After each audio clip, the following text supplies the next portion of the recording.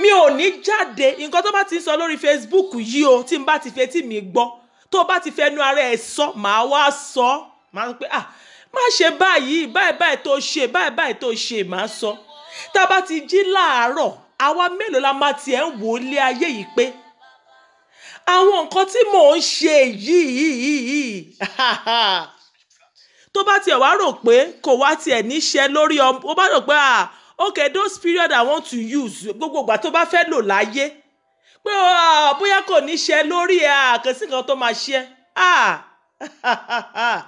kò lè ọ̀rọ̀ bá kò sí nǹkan tó máa ṣe àbí ọ̀rọ̀ bá kò sí nǹkan kan when the repercussion tó bá bẹ̀ sí ń ṣẹlẹ̀ ó ṣe mí láàánú pé ìgbà míì tó bá fẹ́ kó fẹ́ ṣe lórí ọmọ ìgbà míì ọ̀pọ̀lọpọ̀ wa ò ní sí ń bẹ̀ mọ́ a ṣe láàánú pé nǹkan táwọn ọmọ wa máa gbé tó á gbé láyé wọn àwọn nǹkan tẹ́ ẹ ti fọwọ́ fà sílẹ̀ shame unto many people.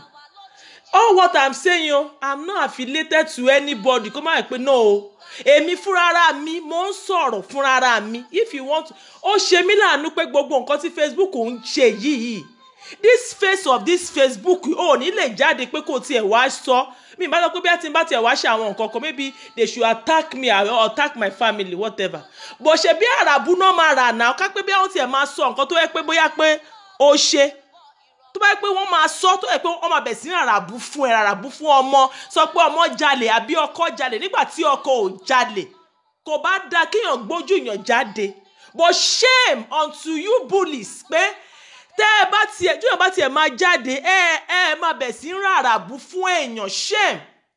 Bullies are the people when they talk they don't want you to talk. Bullies are the people they want to shut you. They will feel that telling you pé no ó yẹ kó dákẹ́ ni ṣebí òjíṣẹ́ Ọlọ́run ni ṣebí CEO ni ṣebí báyìí ni ṣebí báyìí ó yẹ kó dákẹ́ kò yẹ kó sọ̀rọ̀. Bullies ló máa ń sọ bẹ́ẹ̀ ẹ ní fẹ́ kíyàn sọ̀rọ̀. Ó yẹ kó dákẹ́ náà ṣebí ọba ni ṣebí òjòyè ni tí wọ́n bá ti ń sọ̀rọ̀ kò yẹ kó sọ̀rọ̀ ẹ dẹ̀ máa búlì ẹ máa sọ nǹkan tí ò ṣe ẹ máa ràràbù fún ẹ máa dẹ̀ntì méjì wọn defamation of characters ẹ máa ní kò yẹ kó sọ̀rọ̀ náà ọba ní náà ṣebí pásítọ̀ ni kò yẹ kó sọ̀rọ̀ ó yẹ kó dákẹ́ ṣebí bullies ló máa ń ṣe bẹ́ẹ̀ bullies ló máa ń ṣe bẹ́ẹ̀. Shame unto you if this thing tẹ́ ẹ̀ ń ṣe lórí Facebook ní ìsìn bullies ẹ̀yin tẹ́ ẹ péra yín pọ̀ yìí because I don't want to be mentioned wọ́n pé you don't supposed to talk but èmi I just find it in my spirit to talk this morning kákẹ́ mo lè kọ́ ni kákẹ́ mo lè kọ́ long essay ní episode ni màá ti kọ́ but mi ò kí n lè mi ò I'm not mi ò sínú kí mi lè kọ́ long essay bẹ́ẹ̀. Shame unto you people if this thing tẹ́ ẹ ṣe if it were to be another way round ká pé the other person ni ẹ máa ti máa ṣe oríṣiríṣi show ẹ máa antagonize ẹ máa sọ pé ìwọ ṣebí wọ́n ló lọ́bẹ̀ ṣebí kò ṣe pé ó gbà lọ́wọ́ ẹ shame unto you shame unto you bullies. Gbogbo yín ẹ lè jáde ẹ lè tiẹ̀ sọ̀rọ̀ pé nǹkan tí ẹni ń ṣe fún ọkùnrin ṣé tí ó bá tiẹ̀ wá jẹ́ pé ó ṣe nǹkan tí ò dáa kápó tiẹ̀ wá jalè àbó tiẹ̀ wá bọ́ kíní kan sùn àbó ṣe kẹ́ ẹ pa ni ṣé kẹ́ ẹ tiẹ̀ pa ṣé ìyẹn ni is that okay ṣé ìyẹn ni way forward is it for you to as in to leave that person to defame that person character to bully that person tí tó máa fi pokùn so ṣé ìyẹn ni way round shame unto you gbogbo yín gbogbo likes of me ìfẹ́ bẹ̀ sí máa dárúkọ wọ́n ní pé kò yẹ pé bí àmì kò yẹ kí n sọ̀rọ̀ shame unto you ẹ̀yin àgbàlagbà àti gbogbo ẹ̀yin tẹ̀rọ bẹ́ẹ̀ mọ̀rọ̀ sọ you know how to antagonize people when they rise up to talk woo now ṣé èèyàn ní ìsìnbà ṣé kò wá sí no cyberbullying bá ó wà ẹ àwọn tó yẹ pé wọ́n dúró pé ọpẹ́lọpẹ́ àwọn èyí tó sọ pé no to you bullies tí ò bá jẹ́ bẹ́ẹ̀ ọ̀pọ̀lọpọ̀ èèyàn lẹ máa ti pa bẹ́ẹ̀ ṣe ń rìn nípa ọ̀nà ó náà fi sọ fún yín pé stand against these people ẹ má jẹ́ kí wọ́n rán àwọn èèyàn lọ sọ́run ẹ má jẹ́ kí wọ́n àwọn èèyàn hàǹgì ara wọn the way you are going yìí àwọn ìwé ti bẹ̀rẹ̀ sí ń breed àwọn bullies terrorists ẹ ti bẹ̀rẹ̀ sí ń breed wọn wọ́n ní kẹ́ ẹ dẹ́kun wọn ẹ sọ pé no you are not good you are a dáwà ní bully nísìn you people are the bullies ṣé kò there is no to cyber bullies yes ẹni tó dúró tó pé no to cyber bullies yẹn ó ṣe nǹkan gidi tí ò bá jẹ́ bẹ́ẹ̀ ni àwọn èèyàn lẹ máa ti pa ẹ ti bẹ̀ sí do you think by kíyàn fọ̀bẹ síyàn lọ́rùn ṣé òun náà fi ń pààyàn ṣé ẹ rò bí ó dìgbà tíyàn bá lọ sí kíyàn lọ gúnyàn lọ́bẹ kó o pa àbí kó o fìbọn pa ṣé òun náà fi ń pààyàn eléyìí tẹ́ ń ṣe yìí ipa ẹ ń pa èèyàn when you say this person commit this thing you bloggers say wà lórí Facebook tẹ́ ẹ sọ pé ẹ ń blog bullies nìyí this is not the way go and learn how to blog bullies nìyí.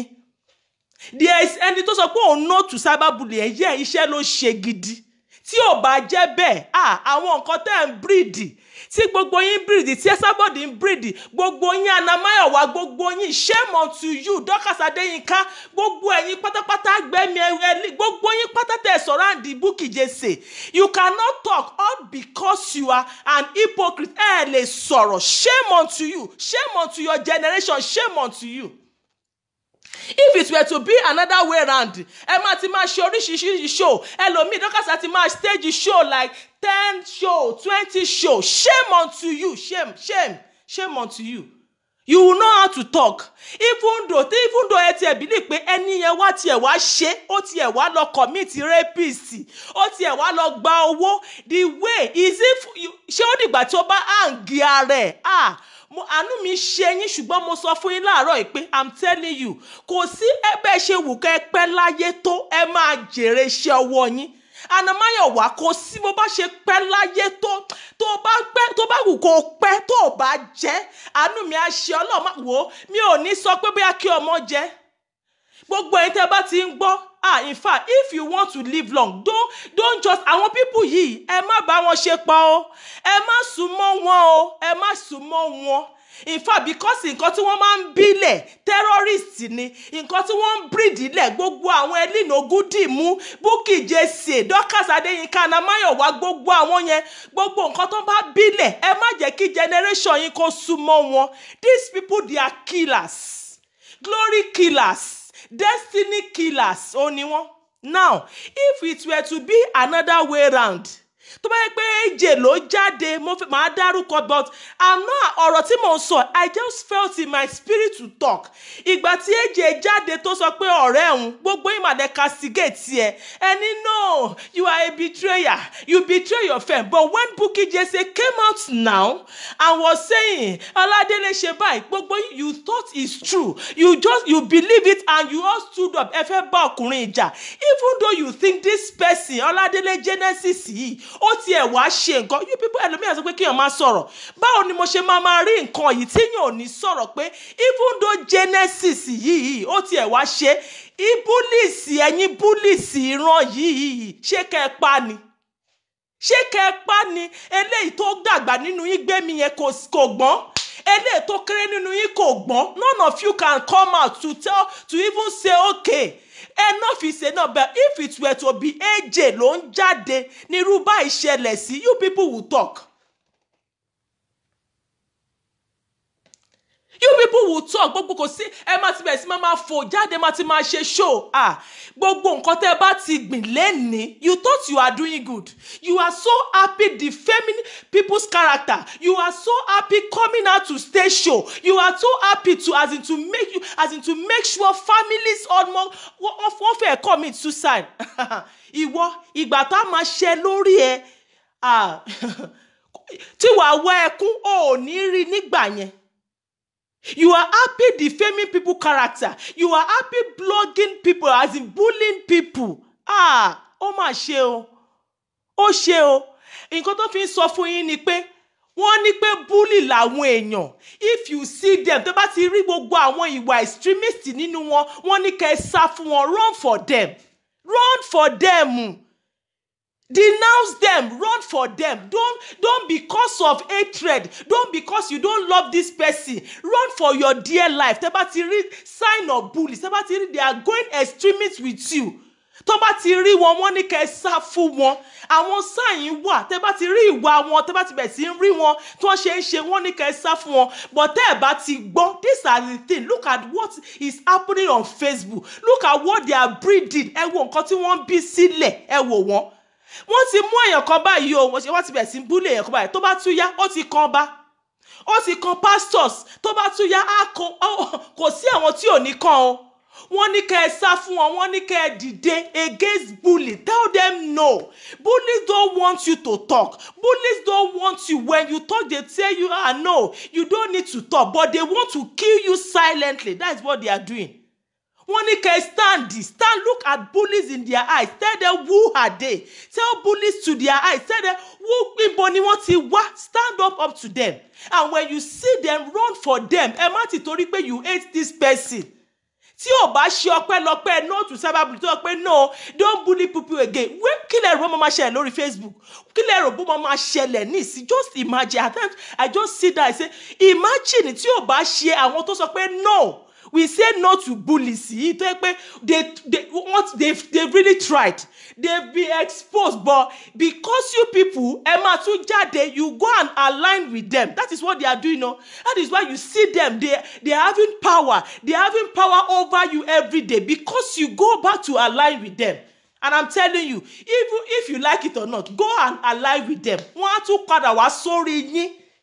They will kill you silently, kill your family silently, kill your children silently when you don't stand up to them. Because I hate this person, Mosa, look at what is happening. Wọ́n ti mú ọba, wọ́n ò bẹ̀rù, bullies ò kí ń bẹ̀rù. Wọ́n ti mú joyè, bullies ò kí ń bẹ̀rù. Wọ́n ti mú pastor, wọ́n ti gbogbo yín, wọ́n máa bẹ̀rẹ̀ sí ń ṣà. It will still get to your turn. When you don't stand up to them, to them, tell them to their face, pé, woe unto you. They will kill your family silently. Bọ́n ṣe máa ń ṣe nìyẹn o. I'm not talking to you people here. Bọ́n ṣe máa ń ṣe nìyẹn. Ẹ wo ọ̀tẹ̀, ẹ wo this àwọn bullies yìí, group of this way nation yìí. Tí ò bá ṣe pé kíní ni tí wọ́n pé bóyá gbogbo yín wọ́n gbárùkù tí pé no. They could have stopped, but because of all this hypocrisy yìí, look at what is happening. Look at the way they are going every day. Look at the way they are as in they are gbogbo bó ṣe ń ṣe. Look at the way, in fact, ẹni tó bá jẹ́ pé ó ní kíní. Yesterday I was just looking. That's why mi ò kàn lè I just update few mo kàn share àwọn kankan mo kàn wò wọ́n ni. It will bring tears. You'll be saddened. But what kind of people àwọn eléyìí? Àwọn òbí wo ló bí wọn? Níbo ni wọ́n ti wá? Níbo ni wọ́n ti ṣẹ̀ wá? They are just instrument of destruction. They are satanic demons agents tí wọ́n ṣiṣẹ́ káàkiri. Wọ́n ṣe èèyàn mọ́. Àwọn irinṣẹ́ èṣù wọ́n ṣe èèyàn mọ́. Àwọn gógógógó ní èṣù tó ń gbé nínú wọn, èṣù ó ń gbé nínú wọn. Look at the way they are just, they are not afraid to just, they can go for anybody. They go for old people, they go for newborn baby, kò sí ẹni tí wọ́n lè lọ fún wọ́n ní àyàn pé this is the person I cannot bully. Wọ́n ní. These people, look at them. Ẹ wo tó ṣe ń ṣe. They are no respecter of anybody. Bí Bible ṣe sọ nìyẹn, look at them. They are no respecter of anybody. Look at the way they are going. In fact, sincerely, I just felt this morning pé kí n kò bó ṣe mí kí n kò wá sọ ni. If you did not stand up to the fún àwọn people ìkẹ́ dìde pé àwọn people á pa àwọn èèyàn oríṣiríṣi o, kò dìgbà tẹ́ bá fi ọ̀bẹ síyàn lọ́rùn o. Kò dìgbà tẹ́ bá mú ìbọn tẹ́ fi pa àwọn èèyàn. Many people làwọn people yìí ti pa. Look at them. Wọ́n máa ti pa wọ́n as in silently they died. Because psychologically, when someone is disturbed, that person is automatically going gradually. When psychologically, tó pé ẹni yẹn ó ti wà disturbed kò sí bá ṣe wù kó lágbára tó. If you see people bullying you, coming out every day to defame, go for your wife, go for your children, they go for your mothers, they go for your fathers. Do you think that person will not, as in you, Emma, up there, the person will not be all right? These are the disadvantages tó wọ́n sọ fún yín pé no to these people, no to bullies, and some people are there saying no, we are giving them power to bully, we are giving them power every day to bully. Look at what you are giving them. And shame unto you now. Look at them. How many of you come out? How many of you could be bold to say, why are you doing this now? How many of you can be bold to say, okay, even though this person, is it by going every day? No, it doesn't matter. But when it's in another way round, tó bá yẹ pé another way round ló ṣẹlẹ̀ sí, ẹ máa ti máa bẹ́ jáde, ẹ máa ti máa fò jáde, ẹ máa ti máa fò. Ẹlòmíì á ti ṣe part 1 to 100, eléyìí á ti ṣe part 1 to 200, ìyẹn ti jáde, àwọn míì á ti update, àwọn míì á ti máa blog. When it's all that way round, but when now it's happening now, cause àti rí part 1 to 10 no, àti rí part 1 rárá. To tell these people, I'm not saying you should fight. Come on, wọ́n ní àwọn fẹ́ ká bàjá ni. Tí àbòsí bá ti wà ńbẹ̀, lè máa sọ pé wọ́n fẹ́ kẹ́ bàjá ni. Wọ́n fẹ́ kẹ́ nobody is saying pé kẹ́ bàjá. Why can't you look at these bullies? Kẹ́ wò wọ́n bẹ́ẹ̀ ṣe rò bí ẹ mọ̀rọ̀ sọ. Ẹ ṣe sọ fún ẹni pé ṣe bí ẹ rí ìṣe ẹ. Look at you will come on Facebook, you come and lie. Woman ló ṣe báyìí, eléyìí ló ṣe báyìí, and none of you could come out to tell the person no. There is no to cyberbullying. Yes, the team is existing and the team is doing good. No to cyberbullying. If you don't know, one word dada, and they are doing great. Because if it's tí o bá ṣe ọpẹ́lọpẹ́ no to cyberbullying, sí mo tún sọ. In fact, nǹkan tá ti ṣẹlẹ̀ lórí Facebook wí. Àwọn míì lè ṣe bí orí Facebook ṣe bá ti rí àwọn tó jáde tó yẹ pé tí wọ́n ṣe ń sọ̀rọ̀ gan, you will see that the next move gan, they can kill themselves. This Infinity, I could remember then. We've seen it all lórí Facebook. Infinity, when Infinity came out, we know that tí o bá ṣe ọpẹ́lọpẹ́ Ọlọ́run and ọpẹ́lọpẹ́ team we know to bullies yìí, the next move could have been Infinity committing suicide. There is no to cyberbullying. No to cyberbullying, ó ṣe great work. No to cyberbullying, they are really doing work. Tí o bá ṣe ọpẹ́lọpẹ́ ní cyberspace yìí, ní era táwa wà yìí. Hey. Ilẹ̀ àti rún. Ọ̀pọ̀lọpọ̀ àti para wọn. All because they say no to bully. Shame unto you. Na ṣe bí ẹ ríra yín. Ó ṣe kò wá tán. Mélòó ló lè jáde? Kí kò wá tán? Since you cannot tell lè sọ fún wọn pé no, lè sọ fún wọn pé ṣé bẹ́ẹ̀ ṣe máa ń blog ni? Is that the way you blog? Ṣé ethics of blogging lélẹ̀? You begin to go for that person's family. You begin to go for that person's children. You begin to go for that person gbogbo wọn. Ẹlòmíì ẹ máa wá, ẹ máa ṣépè fún àwọn ọmọ kéékèèké. Ṣé blogging nìyẹn? Ẹ wo nǹkan tí àwọn ewé nation, ẹ wo nǹkan tí wọ́n ń breed kalẹ̀. Tons of bullies, only one breed kalẹ̀. Let me quickly read this comment. And the fight for say no to cyberbullying continue. Ẹ wo nǹkan tí wọ́n breed. Ẹ wo nǹkan tí wọ́n breed. Look at them. But this is how they turn to terrorists. Look at. From bullying people. Look at this is how they turn to terrorists. They look at the way. And ẹni tí wọ́n bully nìsí, Èkó ló wà. Ọ̀jájá ọba tí wọ́n bully, ó wà ní Ilé Ifẹ̀. This is how they talk. They will begin to go for them. They attack one. They go for their families. They go for their children. They are not one empathy. They don't have fear. One feelings. Look at terrorists in here.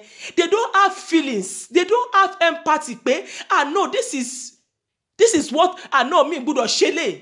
Mi ò gbọ́dọ̀ lọ fún ìyá yìí. Ìyá yìí ti dàgbà jù. Mi ò gbọ́dọ̀ lọ fún ọmọ kékeré ó ti dàgbà jù. That is, look at the way they go. Ọ̀rọ̀ tí mi ń sọ yìí, èmi ò mọ̀kàn. I just feel pé what kind of ibo ni ṣé ayé yìí ṣé nǹkan. Ṣé ó ti fẹ́ lọ sópin ni?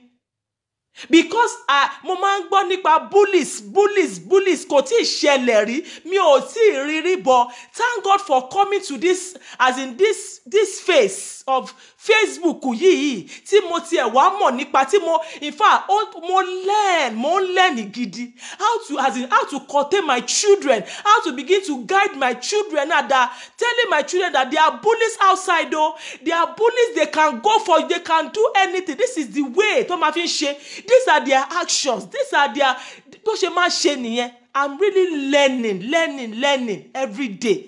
I fear ẹ̀rù wá bẹ̀ sí ń bà mí pé ṣé àwọn ẹ̀dá ènìyàn, ṣé Ọlọ́run ṣé ọ̀tọ̀ọ̀tọ̀ ni wọ́n tún wà ní? Ṣé irú ọkàn tèmi ní, ṣé àwọn yẹn ṣé kò sí ẹlòmíì tó nírú àwọn ọkàn yẹn ni?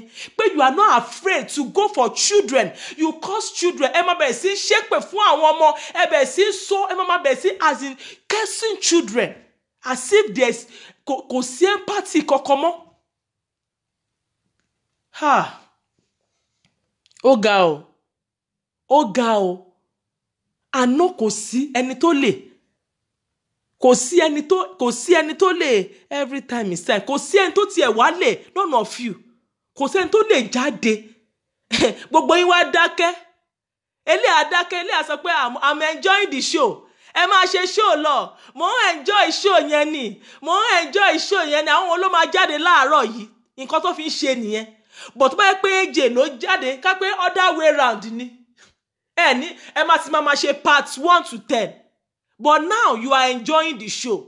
You are enjoying that bullying. You are gbádùn. But when it's other way round, oríṣi a máa ti máa rí updates. A máa ti máa rí àwọn oríṣiríṣi blogging. A máa ti bẹ̀rẹ̀ sí máa rí àwọn ọ̀pọ̀lọpọ̀ bringing out àwọn nǹkan tí ò yẹ kó ṣe. But thank God for the no to cyberbullying team. Thank God for them o. Ẹ ṣe nǹkan gidi lẹ́ṣẹ̀ o. Because tí ò bá ṣe ọpẹ́lọpẹ́ no to cyberbullying, èmi náà ò ní kọ́gbọ́n o. I am telling you sincerely. You know tí n bá sọ̀rọ̀, èmi ò ń ṣe àwọn tó yẹ pé I just want to talk, no. Iṣẹ́ ni AJ ṣe. Abike Jagaban, Ishe, you did a great work. I'm not saying you are perfect, Queen AJ. I'm not saying you are the perfect person. No, you are not. Everybody could send it to perfect, but you have really done a great work in those, as in gbogbo àsìkò yẹn. You also, you are not perfect. Gbogbo àsìkò yẹn, you have your flaws, Queen AJ, but you have really opened my eyes for me to, as in to kí mo ṣe máa guide àwọn ọmọ mi. Queen AJ, you did a great job. And I gained a lot. I told my mama sọ fún àwọn ọmọ mi, these are the signs you see in bullies. When bullies talk, they don't want you to talk. Bullies will tell you, no, you don't have to talk now. Shebi, you don't have to talk. You are a president. You are a pastor. You have to shut up. You don't have to talk. Oh, you are Obas. Obas don't need to talk. Obas, when they are bullying Obas, they just need to shut up their mouth and they can defame their character. They can, all sorts of things. That's what they say. You are a professional. You are a doctor. You don't need to talk. I tell my children now, I learned a lot. At my silent moments, in fact, I thought of, okay, no. If I didn't, okay, whatever, tó bá ṣẹlẹ̀ lẹ́ni, mo rí nǹkan kan kọ́ gidi. Mo rí nǹkan kan kọ́ pé even though I'm not a fighting type, pé mi mama ṣe ń jà, but I will be able to stand on my feet, pé no, this is where I stand. You cannot bully me. Even though tí mo ń ta yìí, pé no, I will talk at bullies, pé no, you just have to, this is your boundary. And you taught me, pé this no cyberbully too taught me, pé mi ò gbọ́dọ̀ lọ wájà. Because if you say, oh now, you are not, gbọ́dọ̀ lọ wájà now. Moko, I am telling you, I learned a lot, níbí. Because kákẹ́tùgbà tí wọ́n ti ń sọ ni. Jẹ́ kí n ka comment yìí. Everything that has a beginning will surely has an end. It is a matter of time, even though no reasonable and sensible person takes them serious. A group where their CEO, Tokunbo, is an illiterate. Their deputy CEO, BC, also an illiterate. So what do you expect from their gullible followers? Catch up with you guys later. This away miscreant and time waster. Very wicked people, no exemption.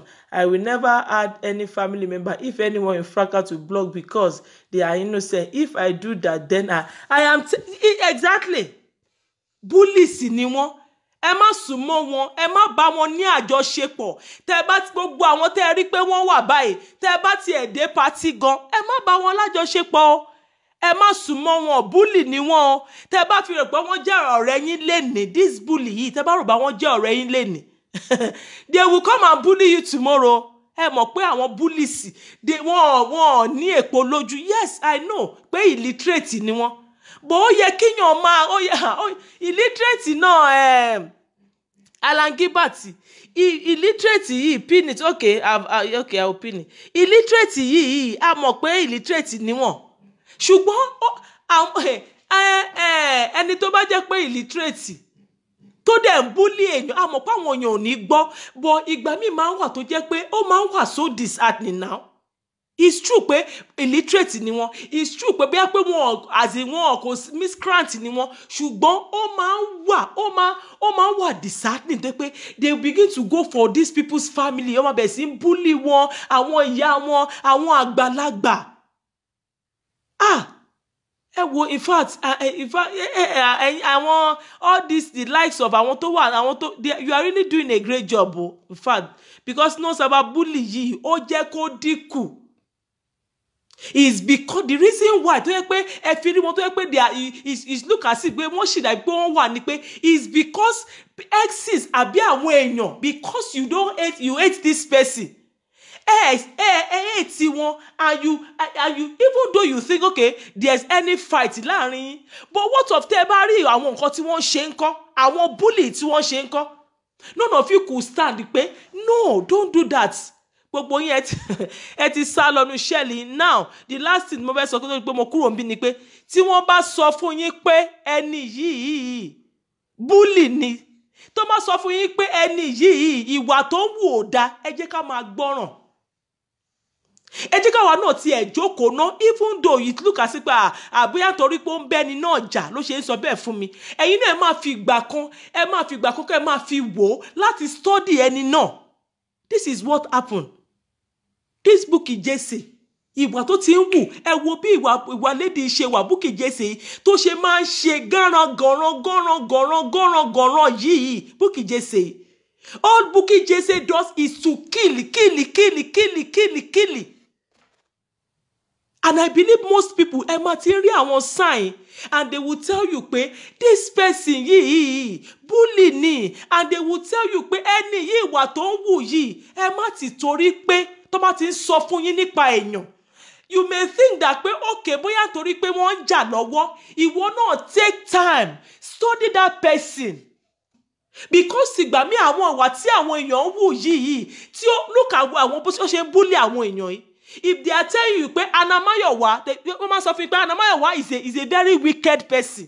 Anamayowa is a sadist. Anamayowa is a bully. Anamayowa is a killer. That girl, even though she's an illiterate, that girl is so. In fact, I don't know other words to qualify that girl. Mo wo àwọn all these words pé kí ni kí n fi qualify Anamayowa. Òun Dorcas yo gbogbo àwọn these extremists mi ò rí gbogbo wọn pátá ló wà gbogbo wọn.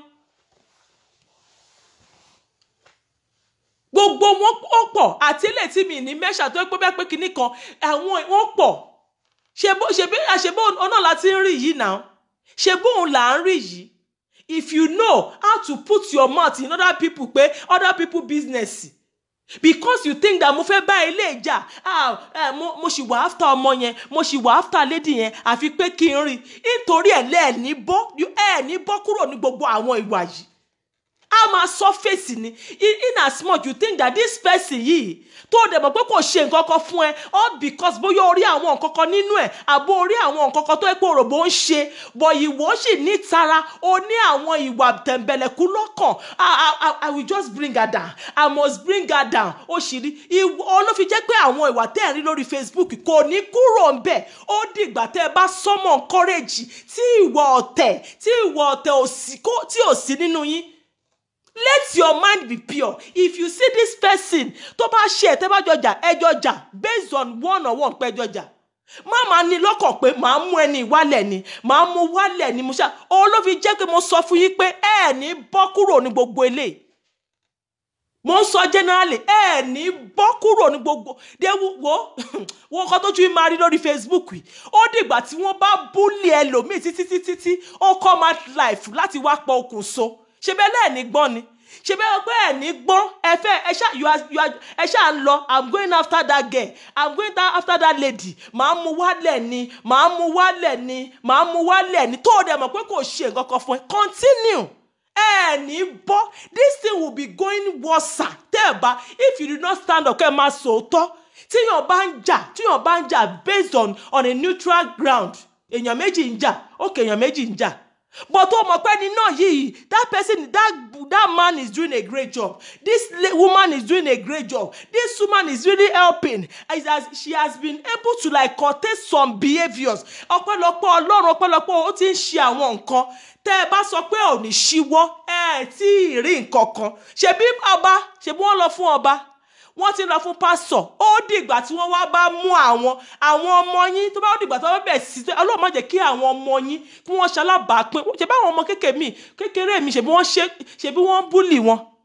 Ṣebí ẹ̀ ń búlì wọn. Tẹ́ ẹ bá ti dìde in one accord, I'm not saying join whatever, but tẹ́ ẹ bá ti rí nǹkan tí ò dẹ máa sọ, ẹ má if you know your mind, let your mind be clean. Don't have it at the back of your mind pé woman yẹn, lady yẹn, mo gbọ́dọ̀ mú wálẹ̀ ní o, gbogbo nǹkan tọ́kọ ẹ wà, o gbọ́dọ̀ ò ní bọ́ kúrò. Wàá máa ti wàhálà kan máa bọ́ sí wàhálà kan ni. Òun ló fi jẹ́ pé nǹkan tó ṣẹlẹ̀ lórí Facebook kò lè tán. By the time you stand up to say the truth, even though I'm fighting with Alan Gilbert, even though I have any fight with Tony Omoto Gallant, even though I'm fighting Ayo Johnson, it will based on me and Ayo Johnson. We had a quarrel ni, kò sí pé tí n bá rí nǹkan òótọ́ kí n sọ pé let my yay be yay. But because you people see have something, because wọ́n sì ń wò pé lady yẹn, máa yẹn, mi ò ní àná máa yẹn mi ò lè fi ilẹ̀ o mo fẹ́ mu wálẹ̀ ni tí ò bá tiẹ̀ ṣe nǹkan fún mi gan mi ò like ẹ̀ mo hate ẹ̀ mo fẹ́ mu wálẹ̀ ní bọ́. It will be going worse and worse every day ni. Àwọn terrorists wọ́n á máa expand yẹ́ẹ̀bá ṣe bẹ́ẹ̀ lè ṣe bí nìsíyẹ wọ́n ti ń búlì máa yẹn mélòó ló lè sọ̀rọ̀ ẹlòmíì gan nu yóò sọ̀rọ̀ kò lè dúró rárá kó sọ̀rọ̀. But lẹ́ẹ̀kan tí this one woman yìí tó bá bọ́ta kápẹ́ ó bọ́ta ní kápẹ́ tí ò bá ṣe pé ẹ ṣáàfẹ́ pa ẹ jẹ́ ká máa sòótọ́ ọ̀rọ̀. She is not perfect. She is not perfect. Yo, mo máa ń sọ. Yes, there are some things she does. Pé àmà ní no, sister. But tẹ́ ẹ bá sọ pé ò ní ṣíwọ́ ẹ lè bọ́ ẹ ní bọ́. Ṣé mélòó ló ní ṣé ẹ lè dúró ni ẹ lè dúró láti sọ ẹ lè jáde láti sọ ẹ ní boldness kò sí courage kò sí nǹkan kan nínú yín kò sẹ́ni tó ń gbọ́. But why pé this voice nìkan kí mo máa ń sọ fún yín mo ti sọ I've said it 3-4 years back. Mo ní Joseph it's not that maybe mi ọkọ mi ń sọ pé kíní mi ṣe èmi under fake profile ni mo wà náà ta ló ń wá viewers ta ló ń wá recognition ta ló ń wá pé olúwa ló lè ṣe wọ́n mọ̀ ta ni àní ẹ máa ń sọ ìgbà mi some people mọ̀ the way they think wọn kì í think normal. Ṣé mi tí mo wà under fake profile fẹ́ mọ̀ mi mo máa ń sọ fún yín pé ẹlòmíì look at ẹlòmíì lásán even God used ẹni tí ò perfect Ọlọ́run máa ń lò. Ọlọ́run máa ń yọ̀yàn jáde ni that is God. If you go and read your Bible read as ẹ máa ka àwọn nǹkan kan. Ẹlòmíì wà tó jẹ́ pé Ọlọ́run kàn yàn ni ṣe báyìí mo wà ṣe báyìí just God Ọlọ́run máa ń lo wèrè náà tọ́lọ́run bá fẹ́ sọ̀rọ̀ Ọlọ́run á lo wèrè wèrè á sọ̀rọ̀ jáde ẹ̀yin ẹ kàn máa wò pé wèrè lélẹ̀ ni ṣùgbọ́n ọ̀rọ̀ tó bá sọ kò sẹ́ni tọ́lọ́run lè lò. Mo sọ fún 3 years back mo ní Joseph ní AJ I told you I say it's Joseph ni is it that you like is it àwọn míì ṣe náà nínú ọ̀rọ̀ yẹn pé àwọn kan sì wá they came to bow down or under our table now and they eat there mi ò fi ṣe bú o mo sọ go remember those people that remember my ọ̀rọ̀ tí mo sọ. Àwọn ọ̀rọ̀ tí mo ti sọ ẹ̀yin tẹ́ ti gbọ́ àwọn show mi rí just go back just ẹ rántí ọ̀rọ̀ tí mo sọ. Mo ní they will still come before your table to eat. Ṣé wọ́n ṣe ni wọ́n ṣe now sorry kò ń ṣe èbù because nǹkan tí Ọlọ́run ti sọ ni I've seen it and I'm telling you either you like it either you don't like it what will be will be. Very either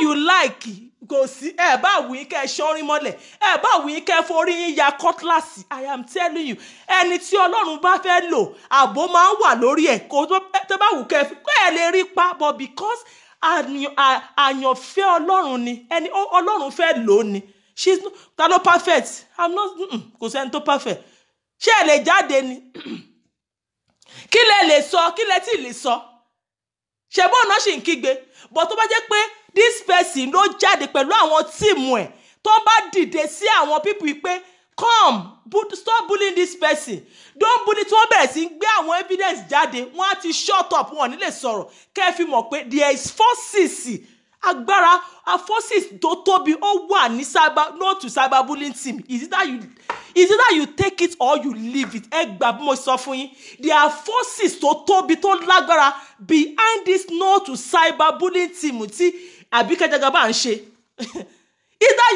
ọ̀rọ̀ tí mo ń sọ ẹ̀yin gbogbo ẹ̀yin haters ẹ jókòó kẹ́ ẹ gbọ́ nǹkan tí mo ń sọ you know fọ́sọ́ pé Queen Ejeti tó dìde pẹ̀lú àwọn tíìmù ẹ̀ tó ń jáde tí wọ́n ti gbogbo yín ẹ máa ti dákẹ́ because wọ́n á ti pa yín pẹ̀lú good evidence wọ́n á ti pa yín pẹ̀lú kò sáràbù kò sírọ́ wọ́n mélòó ló lè jáde ẹ lè jáde now because ìwà tẹ̀m̀bẹ̀lẹ̀kú àti ọ̀tẹ̀ àti kò ṣe nǹkan kan fún mi o mo ṣàfẹ́ mú wálẹ̀ ni mélòó ló lè jáde nínú yín ẹ ṣe part 1 to 100 ni. Ṣebí ṣé ọ̀rọ̀ tí mo sọ pé even though àwọn tẹ́ mọ̀ pé wọ́n ṣe nǹkan tí ò dáa mélòó lẹ lè ṣe ń bẹ̀ ṣé ẹ lè jáde part 1 to 100 yín dà àwọn shows yín dà kò sí ẹ lè jáde àwọn blogging yín dà tẹ́ fi ń blọ́ọ̀gì Àbíkẹ́ is a kíní kan Àbíkẹ́ tẹ́ fi ń sọ pé this is evidence that Àbíkẹ́ is kíní kan is kàkà this is evidence that Àbíkẹ́ wo this thing èwo ló lè jáde inú mélòó lẹ ń ṣe nísìn àwọn evidence tẹ́ fi support dà ẹ lè jáde shame on you náà ẹ lè jáde ibẹ̀ lẹ máa wà ẹ lè jáde kẹ́ fi mọ̀ pé díẹ̀ no to that cyber bully yìí tíìmù yìí ó ń exist and ó dẹ̀ big gan ó lágbára ṣé kò lágbára ni ẹ̀yin bullies yìí ẹ̀yin bunch of bullies yìí ẹ̀yin bunch of hypocrites yìí ẹ̀yin bunch of liars shame on you ṣebí wọ́n bully èèyàn kan láìpẹ́ wọ́n bully èèyàn kan kí lẹ rí sọ sí àwọn olójáde pé don't bully him again don't bully him again ẹ lè kò sẹ́ni tó lè jáde náwọn ẹ̀ tó bẹ́ẹ̀ bọ̀ tó bá yẹ pé kí ni àfi ọ̀tẹ̀ tó bá yẹ pé ọ̀tẹ̀ náà bẹ́ẹ̀ ṣe nìsín wọ́n á ti fò jáde wọ́n á ti Àbíkẹ́ ìṣègùn nìkan Àbíkẹ́ go to market Àbíkẹ́ come mélòó ló lè jáde shame on you náà ẹ lè jáde ẹ ti wà ń bẹ̀ wọ́n bí yín dá náà ẹ̀ tó bẹ́ẹ̀ wọ́n bí yín dá for any one of you wọ́n bully ara yín láìpẹ́ yìí they bully that man they bully him ṣebí wọ́n bully Pastor Orobo gbogbo àwọn supporter Pastor Orobo ńkọ́ èwo ló jáde ńbẹ̀ àwọn sí lady kan tó mo tiẹ̀ mọ̀ mi ò máa rí update kò máa support Pastor Orobo mi ò máa rí show tó support Pastor Orobo but tó bá jẹ́ pé AJ team ni ìgbà tẹ́ fẹ́ pa ńkọ́ ẹ fẹ́ pa náà you think ẹrò bẹ́ẹ̀ lè pa náà yẹn ni ẹrò bẹ́ẹ̀ lè pa ògo yẹn ni ẹrò bẹ́ẹ̀ lè pa ni and she still standing ta ló jáde fún yín kò sí tó jáde àwọn dà ṣé wọ́n jáde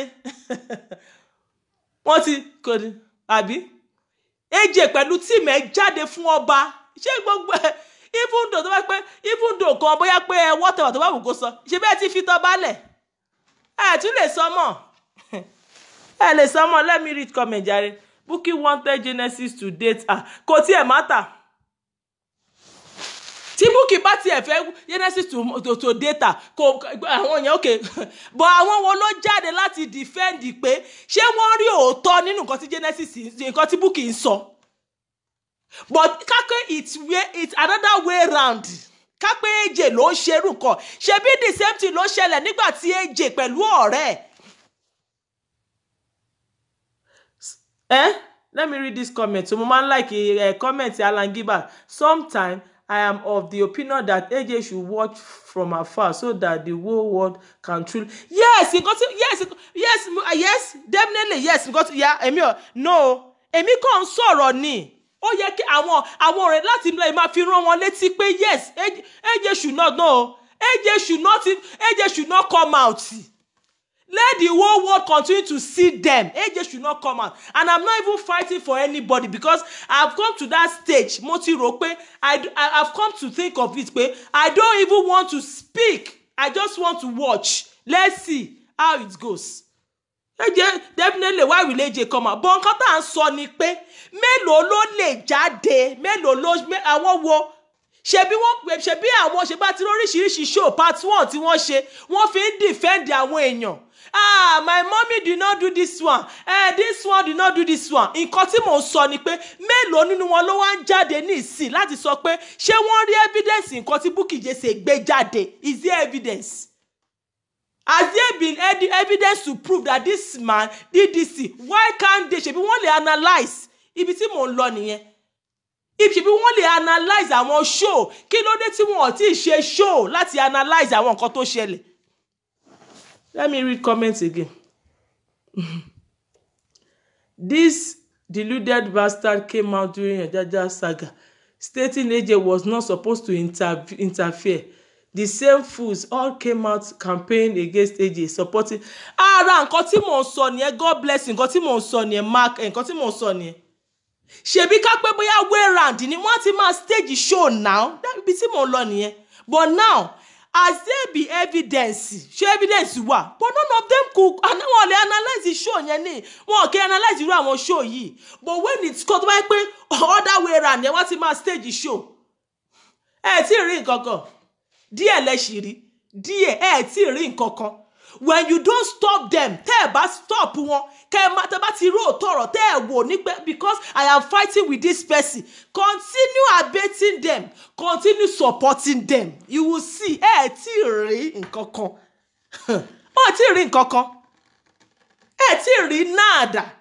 Ṣé bí ọba, pastors, senator, kò sí ẹlẹ́ tí wọ́n ti bully, tí wọ́n náà pa àwọn blọ́ọ̀gì. Wọ́n sì wò ẹlẹ́ tí wọ́n tún mú nìsí lẹ́yìn pastor yìí. Victim by victim ni ṣebí 2 weeks ago ṣebí ọ̀jájá la ń gbọ́. Ṣebí week ní sa ti ń gbọ́ Genesis. Tó bá di in 2 weeks, you will see another victim will come up. One pick victim one ni. Díẹ̀ ni victim one ni. Díẹ̀. Tó bá di in 2 weeks time nìsí, a máa tún rí victim mi. A máa tún rí in 2 weeks time nìsí, another victim á tún wá. Tí rí nǹkan kan. Continue abating her. Continue supporting her, telling her that Mama is a blogger. And Mama is a blogger. This one is a blogger. Continue. Èmi, sincerely, I will just be watching. Kò sí, ele tí mo kàn wá sọ pé I just come to like I just want to pour out my mind ni, kò jù bẹ́ẹ̀ lọ. Continue. Ẹ máa abate ẹ. Ẹ máa support ẹ torí mo bẹ́ ilé ìjà torí mi ò like ẹ. Torí mo hate ẹ, mi ò like ẹ. Ó ṣe báyìí. Ẹ máa lọ bú ẹ bẹ̀rẹ̀ sí ẹ máa gang continue ganging. Ganging against her, ẹ continue. Tí rí nǹkan kan. Mo sọ fún yín gbà kan pé tí wọ́n bá ti rí pé wọn ò rí ẹran jẹ mọ́. Tó bá ti rí pé wọn ò rí nǹkan kan ṣe mọ́, wọ́n á padà sí orí gbogbo ẹ̀yin tẹ́ lọ bá wọn yìí. Wọ́n á sì padà wọ́n á tún mú ilé ẹ̀kọ̀ọ̀kan. Because oúnjẹ wọn ni good morning jàre ọmọ Bọ́láńlé. Oúnjẹ wọn ni. Bully iṣẹ́ wọn ni. Ìwà wọn ni. There is no other. Kò sí iṣẹ́ mi tí wọ́n ṣe. Bullies ni wọ́n, terrorists ni wọ́n ò ní nǹkan mi láti ṣe. But every day they will continue. Wọ́n ò lè ṣíwọ́, they will continue. Continue abating them. Go and meet them. kàkà kí ẹ mú ẹ máa forí ara yín gbé ni kàkà kí ẹ máa forí ara yín gbé. This is ẹ ti rí nǹkankan let me just read this comment so that I will leave here jọ. Olubukola, where do you Èmi ò tí, I don't even want to talk about Olubukola. Let her continue. Chika, me, I don't want to mention her name, Abi. Mo mi ò rí gbogbo blogging látọ̀dọ̀ wọn yẹn. Mi ò rí gbogbo blogging. I don't even want to mention whatever tó bá wù kí whatever tó bá wù kí kó máa ṣe, kí Bukky máa ṣe, kó máa ṣe lọ. Kó máa ṣe lọ, kó máa rárá bú, kó máa purọ́ mọ́ ọmọ yẹn.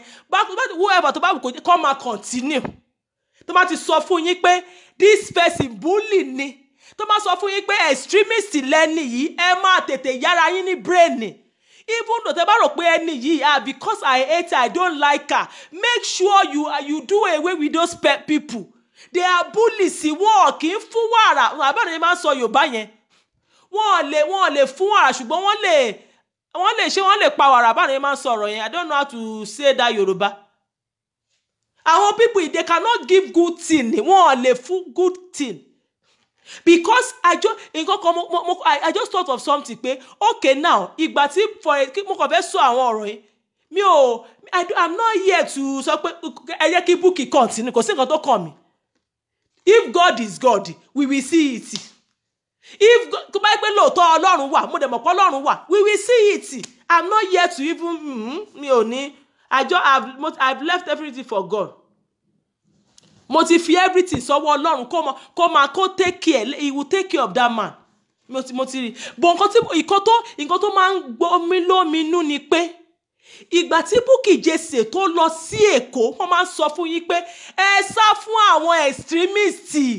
Ìgbà tó lọ sí Èkó, ó lọ sí ilé máa yẹn. Ó lọ síbẹ̀, ó ń show wa nílé máa yẹn. Bukky Jesse ń lọ around, ó ń ṣe gbogbo ẹ̀. Èèyàn níkà, èèyàn burú, ẹ sá. I'm telling you, it's either you learn that these people don't even for a minute associate with them. Don't even, when you see them anywhere, just mú ẹsẹ̀ kó sá eré bíi pé ọ̀tẹ̀ ẹ̀yà wèrè ni. Tó bá rí àwọn sadist, sá eré fún wọn. Because a minute you use with them is wà disastrous. Any second you use with this set of people, wà danger ńlá wà ńbẹ̀. Ìgbà tí Bukky Jesse lọ sílé Genesis máa yìí tó lọ síbẹ̀. Ṣebí ẹni tó lọ síbẹ̀, ó mọ nǹkan tó check. Do you think that whatever evil you are doing, let me tell you, whatever evil tó ń ṣe nísìnyí tó jáde, it has been what is in your mind. Kí n sọ fún yín o. Nǹkan tẹ́ rí pé àwọn people yìí ń ṣe yìí, àbí tí Bukky Jesse ṣe, kò ṣe pé nǹkan tó ṣe rò ní maybe last month o. No. Ó ti wà lọ́kàn Bukky Jesse láti ṣe àwọn kinní ni o. Eléyìí ò ṣe pé I'm just talking, kò ní ṣe pẹ̀lú AJT mo rí, èmi náà rí lórí Facebook. I just tí o bá rí, I just want to kí n kàn clear àwọn nǹkan kan bó ṣe máa wá sọ́kàn mi.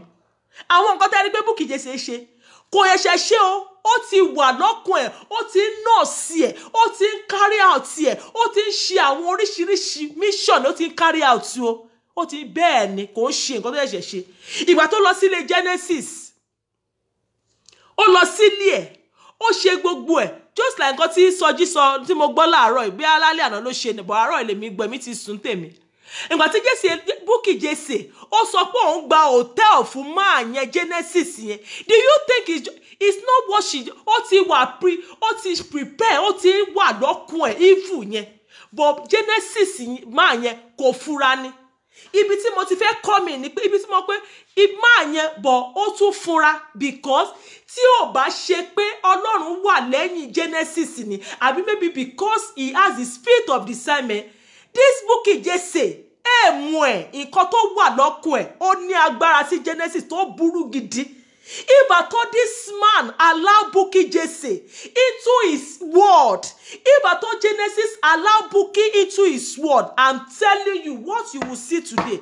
Genesis Ọlọ́run má jẹ́ kó jẹ́ pé máa yẹn máa parẹ́. Because nǹkan tí Bukky Jesse ní that girl inside inside her is demon. I'm telling you, that girl. In fact, I don't hate person, no, but I detest her character láyé mi. Bukky Jesse, nǹkan tó ṣe yẹn. Pre-plan ni, ó ti ń plan ẹ̀ gidi. Ìwọ tó lọ sílé máa yẹn, ó lọ sí family house wọn, ó wà lórí table pẹ̀lú ìyàwó ẹ̀, ó wà irú Bukky yẹn máa lọ, ó lè lọ sínú ilé àwọn ọkùnrin ẹ̀ kó plant nǹkan síbẹ̀ náà. Ó lè lọ sí Genesis Church yẹn. There is God, I'm telling you. Sincerely, I want to believe pé máa yẹn gan, ó ní ẹ̀mí Ọlọ́run. Genesis ó ní ẹ̀mí Ọlọ́run, tí ò bá jẹ́ bẹ́ẹ̀ ni. Bukky Jesse lọ sí Genesis Church. Ìgbà tí Bukky Jesse lọ sí Genesis Church, kò sẹ́ni tó bá mi sọ kankan, but I'm just speaking as there's, you know, I just felt in my spirit pé ìgbà tí Bukky Jesse lọ, gbọ́dọ̀ tí Bukky Jesse sọ ni. Ó ní ìgbà tó òun lọ yẹn pé Ọlọ́run ló yọ Queen Eje. Àwọn ò bá ti, òun ti set àwọn èèyàn síbẹ̀. Bukky Jesse fẹ́ pààyàn sí Genesis ni. Bukky Jesse ti plan ìkóríṣi, ó kàn jẹ́ pé Ọlọ́run kàn fẹ́ fi, maybe God want to use this as in to teach Pastor Genesis lesson, to tell him that you still have to be, bẹ́ẹ̀ ni ó ṣe, àkíyèsí wà ṣùgbọ́n ó tún ṣe tó. Because if at all he has disclaimed Bukky ni. Ṣé nǹkan kan máa wà láyé.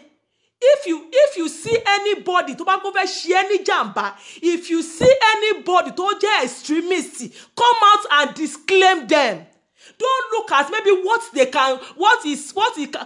can cause in nísìn pé tí n bá disclaim ẹ̀, àbí tí n bá sọ pé mi ò ṣe mọ́, àbí tí n bá lè lọ, àbí nǹkan kan ó lè ṣe. No, tètè yẹ jẹ́ kó máa lọ nísìn nǹkan tó fẹ́ cause sí ẹ lásìkò yẹn á cause ẹ pain yẹn á ti kọjá, owó tó bá wá later kò ní jọ ẹ́ lójúmọ́. If at all Bukky has been disclaimed for long, I'm telling you, what is happening now wouldn't have happened. But because she has not been disclaimed, ó jẹ́ bẹ́ẹ̀, àbí àwọn kan tún ṣe, ó ní máa yẹn, ó ló fi fa ti nǹkan tó ṣẹlẹ̀. Bukky Jesse, nǹkan tó ní fún Genesis, ó lágbára jù lè tó. Rí bó ṣe ń kígbe ni. Rí bó ṣe ń kígbe tó ń gbé, ó sọ pé wọ́n béèrè kíní kan kìnì àwọn kan tó ṣe. They know what they are doing now. Ọlọ́run ló yọ Genesis fúnra rẹ̀. Ọlọ́run ló yọ. Èmi Olúwa ló lè ṣe o. I am talking, nobody sent me, and it's not affiliated to AJ team. I have the right to see whatever Timbari lórí Facebook. I have the right to stalk whatever is going on Facebook. Because you won't tell me pé Queen Eje máa sọ fún mi pé kí wọ́n ṣe pé báyìí ni kí n sọ. No. What I'm saying is not affiliated. Mi ò support whatever. No. I'm just saying pé nǹkan tí Bukky Jesse plan ó lágbára jù. So tó máa sọ fún yín pé ẹ sá o, tó máa sọ fún yín pé this one extremist ni. Ẹ sá lọ. Ẹ sá kúrò fún wọn. Ẹ má jẹ́ kí wọ́n kó bá yín. Ẹ má jẹ́ kí wọ́n kó bá family yín. Ẹ tètè sá fún wọn. Ṣé Bukky Jesse? Tí ó bá yẹ pé torí pé tó bá yẹ pé torí nǹkan kan gan. Bukky Jesse tó kọ líìsì. Ó kọ líìsì orúkọ àwọn family ẹ̀. Ó kọ líìsì, ó tún kọ ọmọ ẹ̀gbọ́n ẹ̀, ọmọ mi Monica Ozim, Bukky Jesse. Ó kọ mọ́ líìsì yẹn. Gbọ́ nǹkan tí mò ń sọ. Mo ní Bukky Jesse tún ó kọ àwọn ẹ̀gbọ́n ẹ̀, ó kọ mọ́ líìsì pé bóyá kí wọ́n pa wọ́n ni o àbí whatever. Ẹ wá sọ fún mi pé irú yẹn ní disclaim ẹ̀. Rí irú yẹn lágbègbè ẹ fi bá a ṣọ̀rẹ́. Ẹ sọ pé ẹni tó kí ló tún ẹni tó fẹ́ pa àbúrò ẹ̀, tó fẹ́ pa ẹ̀gbọ́n ẹ̀, ẹni tó fẹ́ àmù ẹ̀gbọ́n àbá àbúrò. Ẹ wá ń sọ wípé you think that change báwo? Ọlọ́run nìkan ló lè change irú àwọn yẹn. You have to, ó yẹ kẹ́ ẹ sáré fún irú ẹni yẹn. Kí lẹ̀ ń bá ṣe, kí lẹ̀ ìgbéjọpọ̀ wo gbogbo èyí tẹ̀ ṣì ń bá ṣe yẹn lórí Facebook ìkànnì yìí. Ẹ máa gbọ́ wìn ṣégè ojú yín á rí. Let me read this comment. Let me read Queen Eje comment.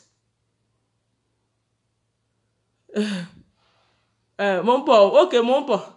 She failed woefully over applying that man's life. It is too glaring that she wanted him despite the fact that as a wife. Okay, because you see, mo ń bọ̀ mo fẹ́ sáré wọn kẹjọ.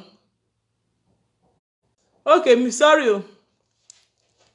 Nǹkan tí Bukky Jesse tó ní, nǹkan tí Bukky Jesse tó ní fún Genesis yẹ, gbogbo bó ṣe ń kígbe gbogbo àwọn tó ń pẹ́ kíní kan, àtìgbà tẹ́ ti ń kígbe yìí tẹ́ ti ń sọ yìí, kí la rí? I'm not supporting anybody o, but ẹ tí I don't let's just àwọn kí n rí àwọn kókó kan sọ. Evidence wo la rí bẹ́ẹ̀? Ẹ ń pariwo rapist. Bukky Jesse kí ló sọ? Bóyá tó bá tún wá jáde lẹ́nu bóyá máa rí ọ̀rọ̀ sọ. Kí ló rí sọ? Kíní kan ó gbowó lọ́wọ́ mi, ó gbowó kíní kan ó gbowó lọ́wọ́ mi, ẹ ṣe kíní kan ó gbowó lọ́wọ́ mi, because plan ni ẹ̀ tó ní fún màá yẹn. Bí ọ̀rọ̀ tí Sọjí sọ lẹ́nìí, tí ò bá ṣe pé ọ̀pọ̀lọpọ̀ Ọlọ́run tó wà lẹ́yìn Genesis, nǹkan tí Bukky ní fún Genesis ó big gidi, I'm telling you, ó big. He wants to ruin that man's life. If I cannot have you, then you will be destroyed. If I cannot have you, then I will finish you. If I cannot have you, I will destroy the works of your hand. But who are we God? Is Bukky God? Is she God? Let's see now. This after since I don't have time to keep me ní sọ̀rọ̀ lórí pé kíní. Let anybody continue. Continue bullying ni, continue. Because nǹkan tí Bukky ní, ó ní agbára. Ìgbà tí Bukky lọ sí ilé máa yẹn, ká pé Bukky ilé máa yẹn tó ṣe lọ, ó tún lọ sí church. Nǹkan tó fẹ́ ṣe síbẹ̀ kò rí ṣe ní gbogbo àwọn nǹkan ló jẹ́ kó máa ṣe báyìí.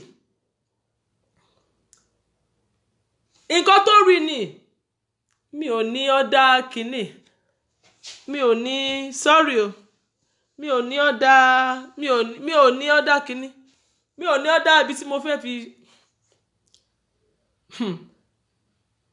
I feel bad for Genesis. Yes, I felt bad for him, but let's just be watching now. Ẹ jẹ́ ká máa wò. Èmi fúnra mi ni mò ń sọ̀rọ̀. So if you take pé kíní kan, nobody can say anybody should not say what is going on Facebook. Kò sí. Ojú ẹlòmíì ò kàn lè gbà. She already said it that instead of Genesis sending pictures to other ladies, Daddy ẹ kúkú toast èmi gangan, she is devilish. You see? I'm telling you, you see? That is what she's doing now. That is what she's doing. Let them continue. But next time, tí wọ́n bá ti ń sọ fún wa pé ẹni tẹ́ ń wò yìí extremist ni o. Ẹni tẹ́ ń wò yìí àwọn ìwà tó ti ṣe nìyẹn o. Ẹ sá fún wọn, ẹ tètè sá fún wọn. Nǹkan tó ṣẹlẹ̀ nìyẹn. Ẹ tètè sá fún wọn, ẹ sá kúrò fún wọn because ìwà wọn tó máa bẹ̀ look at nísìn. Ṣé ọ̀rọ̀ tí AJ sọ how many years nísìn ẹ wò? Look at what is happening. Look at what is happening. I give more, mo fún wọn lọ́wọ́, and you people are saying when anybody come out, these are the ways of bullies. You don't want anybody to talk. Tó bá sọ̀rọ̀, ẹ máa ní pé máa yẹn gbéyàn jáde.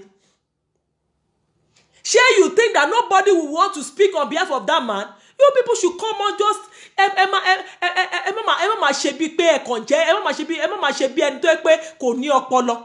You are saying that pé man yẹn bí irú èmi ní maybe ẹ lè sọ pé bẹ́ẹ̀ man yẹn ló gbé mi jáde àbí nǹkankan. I don't know Genesis. I'm not a fan of White Garment Church. But I just felt pé what you are doing is very bad. Ó burú jù. You are bullies. You are gbogbo ẹ̀yin pátápátá àtẹni tó ń tẹ́ pé òun blog yo àti gbogbo yín you are bullies. You are not blogging. You are bullies. Ọmọ yín á dẹ̀ jẹ níbẹ̀ ẹ má dẹ̀ jèrè iṣẹ́ ọwọ́ yín pátápátá. Ọlọ́run ní jẹ́ kẹ́ rá láàánú ẹ máa jèrè iṣẹ́ ọwọ́ yín pátápátá lẹ máa jèrè iṣẹ́ ọwọ́ yín. I'm not saying Pastor Genesis is perfect, and I will not say it's not perfect because nobody is perfect. Eléyà jáde á sọ pé ṣe rí máa yẹn ẹ má bẹ you people are now staging calls. One stage to test that man's image. Eléyà sọ pé Genesis yẹn ó ṣe pé ṣé ó bá yín sùn rí? Because ẹ fẹ́ ìjà because of depression. Ẹlòmíì ti wà depressed, ó ṣàfẹ́ gbọ́ show, ó fẹ́ kọ̀ọ̀kan lẹ̀. Ṣé ó bá ìran yín sùn rí? Ṣé ó bá yín?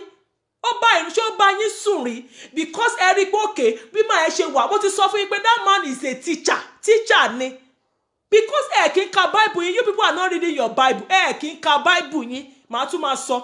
Is a teacher. Genesis Oladele is a teacher. Teacher ni. That is how teacher behave. Teacher of God's word ni. There are not two ways about it.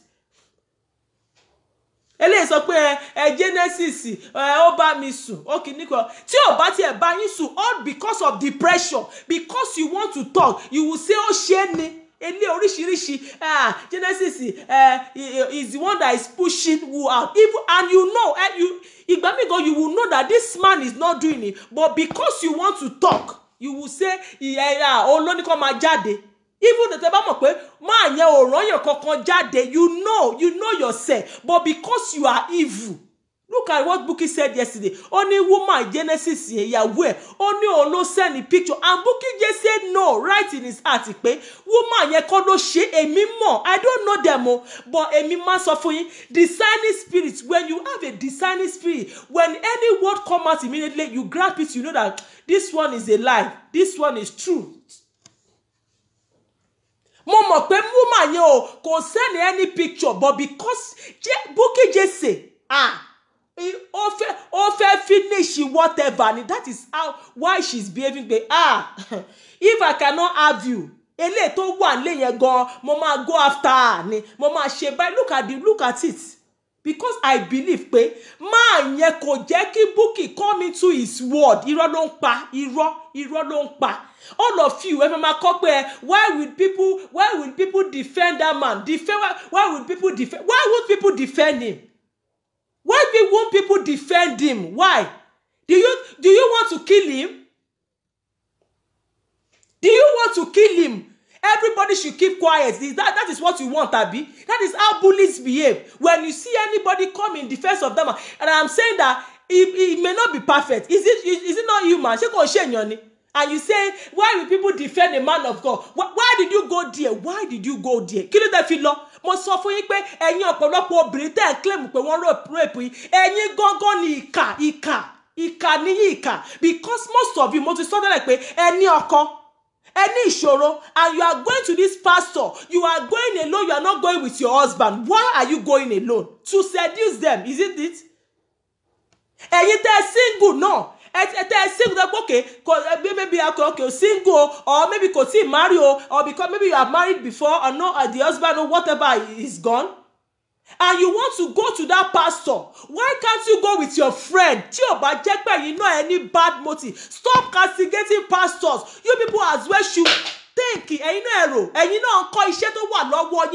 If you are going, why are you going alone? Why are you going alone? Why can't you go with your friend if you know that pastor? Tí ó bá ṣe pé ìkà tẹ́yin náà jẹ́ instrument lọ́wọ́ èṣù to go and pull that pastor down. Why did you go alone? Even though the pastor he has an office, ẹ ò lè wọlé pẹ̀lú ọ̀rẹ́ yẹn. If your friend is around, if any of your friend is around, pastor yẹn ò ní lè rape yín, kò ní lè bá yín sùn.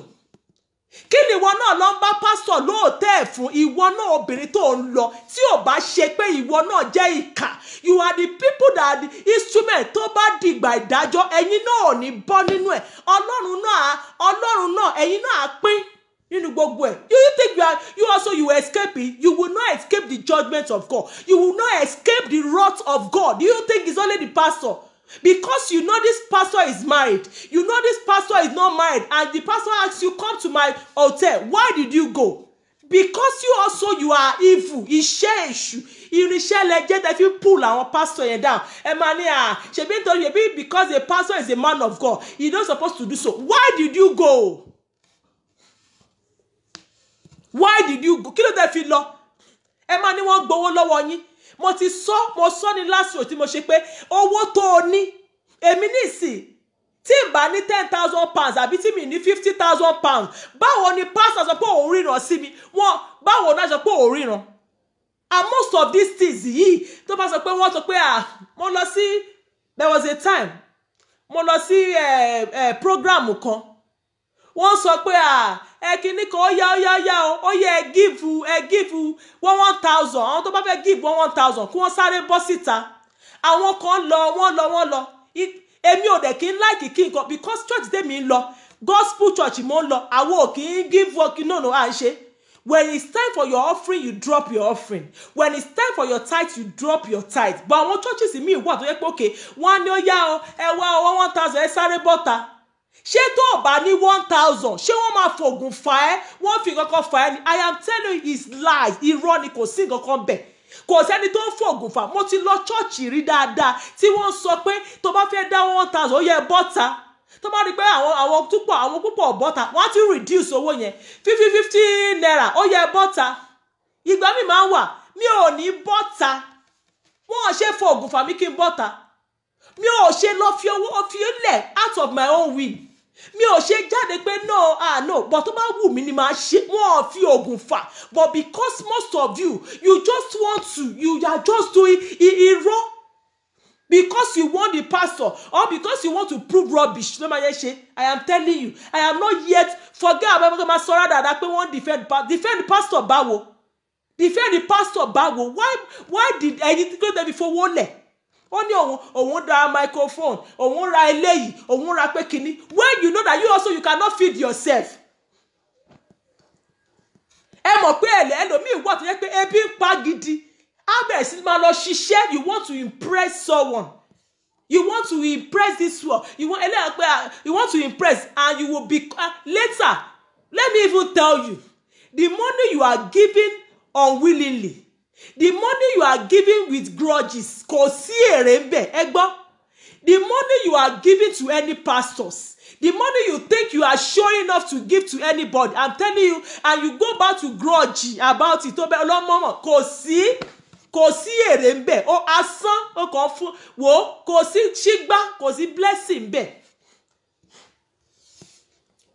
Kò sí ṣígbá blessing ńbẹ̀, kò sí blessing ńbẹ̀. You are just giving wo ó kàn ṣe Ọlọ́run kí ó ṣe dànù, ó kàn ṣe dànù ni. Nobody force anybody. Ẹ má jẹ́ ká máa tanra wa. But you come later and you begin to blame pastors. Nobody, I'm telling you sincerely, you say, kò sí nobody wọ́n fi owó gba agídí wọn. It's not at gunpoint now. You just want to do it. So you are not blaming the pastor. Ó gba owó lọ́wọ́, tó béèrè owó lọ́wọ́ ẹ. Why did you give him? Why did you give him? Why did you give the pastor? Ẹ máa sọ pé ìgbà tẹ́ gbóhùn ẹ̀, ó sọ̀rọ̀, ó ṣe pé kinní kan. Because you just want to. Generally, most I'm not even talking of what's rubbish tí Bukky Jesse ń sọ. Ẹ máa ní wọ́n rape yín, and you begin to hear pastor ó jẹ́ bí 45, ẹni tí wọ́n rape ó jẹ́ 40, wọ́n rape 40 years old. Àti ẹ̀gbọ́n ọmọ kékèké, a máa sọ pé ọmọ kékèké yẹn it's abomination kò ṣe pé kíní ẹ̀yin sorry. Wọ́n ní pastor 46, ẹ máa gbọ́ ọmọ sunkún káàkiri. They rape me 40 years, they rape me 36 years. A ní wọ́n rape yín báwo? At your age wọ́n rape yín. If you this ọ̀rọ̀ ó lè ẹ lè má like it, but it's the fact. Let me tell you, if you don't know, 40 years a máa kígbe wọ́n rape òun. Ṣé ò ní ọpọlọ ni? 40, ṣé pastor yẹn ṣé ó kan irin mápá ni? Even though you know that, okay, man can overpower you. Why are you going to them alone? Why are you going to them? Ọmọ kígbe pé wọ́n rape yín káàkiri. Why did you go to meet them in the hotel? Why did you go to meet them in the hotel? If tó bá pé wọ́n náà ní ìwà ibi lọ́wọ́, and mostly ẹ máa mọ̀ pé àwọn people want to marry, why did you go and meet them in the hotel? Wọ́n máa sọ pé I can't think, mi ò believe pé obìnrin eléyìí, obìnrin tún sọ̀rọ̀. Women are bringing women. Shut up your mouth. Women are bringing what women down. Women are bringing what women down. At your age, at 40 people, whatever. Anyone fògùn bá yín sọ̀rọ̀. Ẹni tó bá rìn nínú ìdọ̀tí, tó bá rìn nínú ìrìn ògùn, wọ́n lè fògùn bá ẹ sọ̀rọ̀. If you see a pastor ministering on Facebook, if you see a pastor in a church ministering, tó lọ síbẹ̀ tó bẹ̀ sí tó wọ church tí pastor ń gbàdúrà, kí ló dé tó fi pé pastor yẹn? Mo ti sọ tẹ́lẹ̀ pé tó bá lọ sí church tí wọ́n bá ń gbàdúrà pé lórúkọ Jésù báyìí tó bá níṣòro and ó dẹ̀ fi ṣòro ẹ, tó bá lọ sọ́dọ̀ pastor, kò sí ọ̀rọ̀ mi tí pastor fẹ́ sọ fún ẹ náà. Orúkọ Jésù yẹn ó ti lò, kí ló ń wá lọ sọ́dọ̀ pastor, kí ló ń wá lọ sí ilé ẹ̀ fún, kí ló ń wá káàkiri? Ẹ̀yin gangan lẹ́lẹ́bi. Ẹ̀yin gangan lè ṣù, especially ẹ̀yin obìnrin. Stop when you see a pastor is married, stop. Ẹ má máa bẹ̀rẹ̀ sí máa ṣe kẹ́ máa rún mọ́ wọn. Gbogbo àwọn ìwà burúkú, gbogbo àwọn ìṣekúṣe kẹ́ máa ṣe rádaràda káàkiri obìnrin. Ìṣekúṣe máa pé no, it's not ginikan, it's because you are strong. Strong báwo? I learned how to pray myself. I learned to go to church. I learned to read my Bible. I am a woman of dignity. Woman of substance. Tó bá jẹ́ bẹ́ẹ̀ ni ní máa ṣèṣekúṣe káàkiri á máa bẹ̀rẹ̀ sí lọ káàkiri ń wá kíní. Which miracle are you looking for?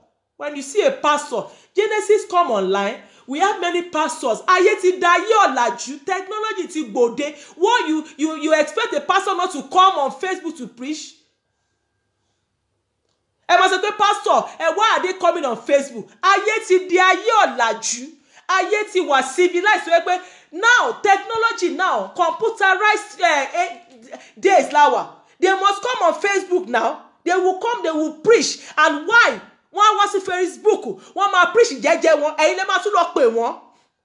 Ẹ má máa bẹ̀ sí pè wọ́n káàkiri. I am looking for this pastor number. I am looking for this one. Ẹ máa lọ wá number wọn. Ẹ máa tún lọ kó bá wọn. Ẹ máa bẹ̀ sí pè wọ́n káàkiri. Why are you calling them? Ẹ máa ní wọ́n fọwọ́ gba pa máa ṣiṣẹ́kúṣe. Obìnrin àwọn ẹ̀yin obìnrin oníṣekúṣe, oníṣe nàbì máa káàkiri. Ẹ máa bẹ̀ sí pé ẹ ń wá. Why are you looking? Look at you left Dublin. Sorry, you left UK. Ó lọ sí birthday. Ìgbà tó lọ kí ló tún lọ gbọ́ hotel fún pastor fún.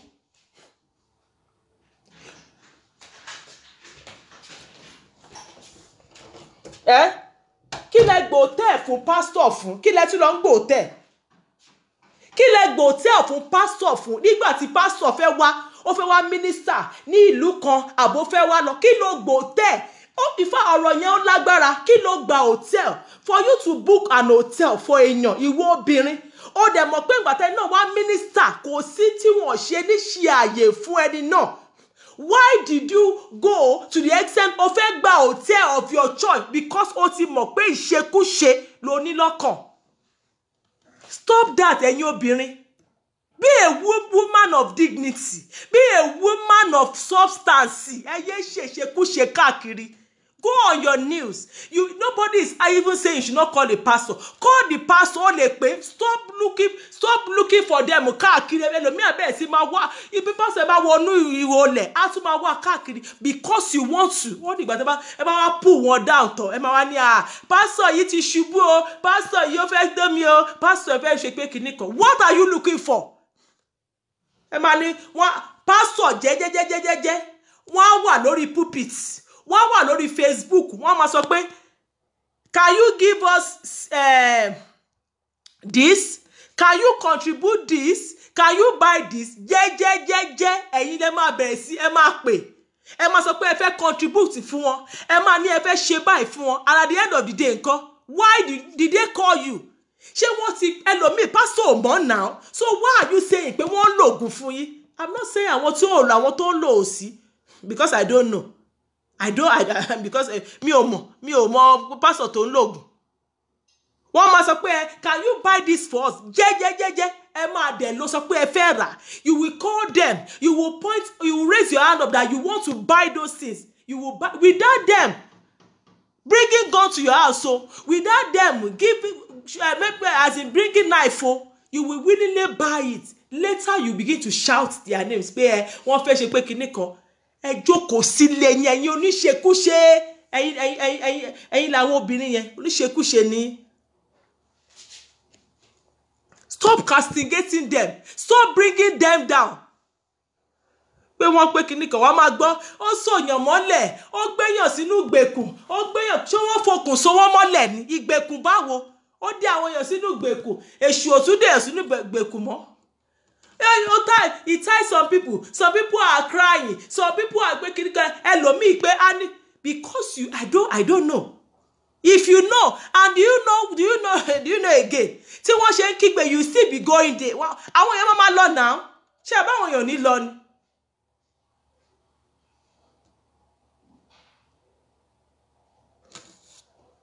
Don't go there. Don't go there again. Don't go to them. Don't go to them because most of jẹ́jẹ́ wọn ni wọ́n wà now. Jẹ́jẹ́ wọn làwọn míì wà. Stop going to them if you know that they are harming you. If you know that they are causing problems to you, don't go to them. Sit down in your house. Pray to God. Ọlọ́run gbọ́ àdúrà kò sí pé agbára kan tó special. Everybody we have access to God. Ọlọ́run ìwọ pé it's because ìwọ fúnra rẹ you have not searched God. You have not searched God to know who he is. You have not searched God to know what he can do. Search God yourself. Pray if you think that pé kíní kan pray nílé ẹ gbàdúrà. Go on your knee and pray. Mo pé pastor ó gbá mi, pastor wọ́n dé mi, pastor wọ́n rape mi, pastor wọ́n ṣe bye.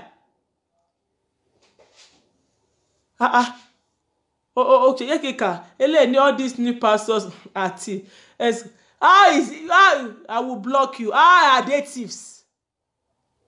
Are they thieves? Báwo no ṣe jẹ́ thieves? Are they thieves? Báwo no ṣe jẹ́ thieves? Ogbo ṣé wọ́n tọwọ́ bàpò yín ni? Ṣé wọ́n ti ọwọ́ bàpò yín? Let me read this. AJ advised Ogundipe to issue public disclaimer against Jesse last year, but he did not. The case ongoing is a matter of Olegba. Jesse should just keep her mouth shut and walk away. Her intention was for her own selfish reason, squeezing her breast in the only transparent bra strap she has. Ogundipe saw an opportunity and grabbed it with both hands. Evidently, Jesse is depressed, restless. So, AJT, keep me just look. I don't. Cause this one has nothing to do with AJT. Please, it has nothing. Kò ní kankan ṣe. Sincerely, kò ní kankan ṣe. Kò sí pé kíní kan. Kò ní kankan ṣe. Me, I'm just, and I will continue to say it. I will say it when I feel like saying, I will come. Nobody can. I will come. It has nothing to do. If you don't like it, I will come and say it. I will say it. I will say it and say it again. Stop. You women, you believe pé kíni ẹ̀yin gangan ló ní ṣekúṣe, ẹ̀yin gangan ni onírànù níyín. Onírànù níyín. If you know a pastor is married, you know maybe you are, go with your husband. If you are a married person, go. If you are not married, go with your friend. Go to them. Stop coming and staging rubbish. They rape me. They rape me. Ele tó jẹ́ 40 náà. They rape me. They rape me. Àti ẹ̀gbọ́n ọmọ kékèké náà, àgbà wọn this young teenager am pé okay, kí lẹ wá káàkiri, kí lẹ bá káàkiri. Wọ́n máa kígbe. Nobody can say I will talk. If I feel like talking, I will come and talk. I will talk. Stop, cause I will talk, even though it's just whoever is not here, I don't care. I will come and say it. And I know God will Ọlọ́run á gbà ṣàkóso. Kò sí nobody can. It's just nonsense. Yes. Leave this person. Olorun, she is a blogger and she have every right to treat the new. Abi Odekin pin in comment here. I have every right to treat whatever I will treat. Nobody can say I should not. So it's not affiliated to AJT. No. I'm just this one I'm saying no. I will say it. Stop going about it. Stop going in. Kẹ́ má ṣe ṣekúṣe. Wọ́n gba yín, wọ́n gba pé kíní kan, wọ́n gba owó lọ́wọ́ yín, wọ́n gba owó gba 10 million lọ́wọ́ yín, wọ́n gba pé kíní kan. Ìgbà tí wọ́n gba 1, ó wà ńbẹ̀. Wọ́n gba 3 million, ó sì wà ńbẹ̀. Wọ́n gba 3, ó wà ńbẹ̀. Wọ́n gba kíní kan, ó wà ńbẹ̀. Ó claim pé wọ́n gba 10 million lọ́wọ́, wọ́n gba owó lọ́wọ́ ẹ̀. Wọ́n wé kíní kan. Owó ó wà ní UK àbò. Ṣé Ògùn náà ni ẹ wo ẹjọ́ ẹ má jẹ́ ká máa sọ kíní jàre. Truth is bitter. You are. Thank you, jare. God bless you, Omobola. When I feel like talk, I will say it. Stop castigating pastors. And you know, if the judgment come, you will share anywhere. You think that you are a victim. You are not a victim. You go there. You go to them. You going to the kill them back. Tẹ́ bá ti rí wọn. Ẹ ṣàdúrà. It's not until you go to them before your prayer can be answered. It's not until you go to these pastors. It's not until you go to this pastor before your prayer can be answered. if you call them báyìí ẹlòmíì dẹ̀ jẹ́ àwọn kẹ́mà tójú bọ́lé káàkiri. Mo sọ pé kò sẹ́ni tí ò kì ní ṣòro. Nobody will say because you are not in the shoe. Kò sí ẹni tí ò kì ní ṣòro. Ẹ má máa àwọn àgbèrè ìjọ kẹ́mà ẹlòmíì ní pastors ìjọ ẹ o ṣùgbọ́n àgbèrè ìjọ ìṣá a máa mú ìṣojú kòkòrò máa mú káàkiri. Kò sẹ́ni tí ò kì ní ṣòro. Nobody. If you have problem, call them. Call your pastor. Don't begin to look for them. Mama bẹ̀ sí yọjú lé káàkiri. Mama bẹ̀ sí yọjú ràn máa wá wọn káàkiri until you want to go to them. You want to go to their kí lẹ̀ ń wá káàkiri. Call them on phone if you can call them. Most of these pastors they have numbers. Call them, they will pray for you. And I believe pé ọ̀pọ̀lọpọ̀ wọn yìí kò ṣe bóyá pé kìíní kan bóyá wọ́n sọ pé bóyá kẹ́ máa bẹ̀rẹ̀ sí kó wá.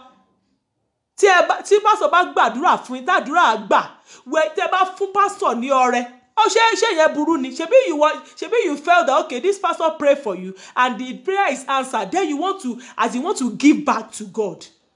And máa pé you are giving back to God, you want to give back to God. Ṣé ẹ̀ṣẹ̀ tún wà ńbẹ̀ ni? Wọ́n fẹ́ ra kíní ó dẹ̀ sọ pé ó fẹ́ rà ṣé ẹ̀ṣẹ̀ wà ńbẹ̀ ni? Wọ́n ní pé kó ra báyìí tó bá kó olówó ńkọ́ nobody is forcing anybody.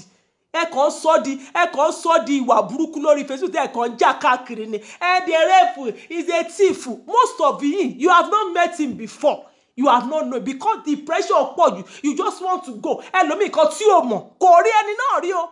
Ẹ bá máa bẹ̀ sí fọ́ọ̀mù irọ́. Mo mọ̀ rí ní 97 mo mọ̀ rí ó bá ọ̀rẹ́ mi sùn because wọ́n á ṣe fún ọmọ yín wọ́n á ṣe fún yín if you know how to conjure together if you know how to help you bat èèyàn jẹ they will do it. It will get to your children tàbí get to your turn. If you know how to come you want to bully and you want to ẹ fẹ́ bat èèyàn jẹ. Yes ẹ fẹ́ bat èèyàn jẹ. You want to go for the person. Mo mọ̀ rí wọ́n á pè sórí show ẹlòmíì á máa kọ comment. This pastor has raped this before. Mo mọ̀ pẹ̀lú má bẹ̀ sí pa irọ́ pọ̀ jù. Sorry, let me read this one.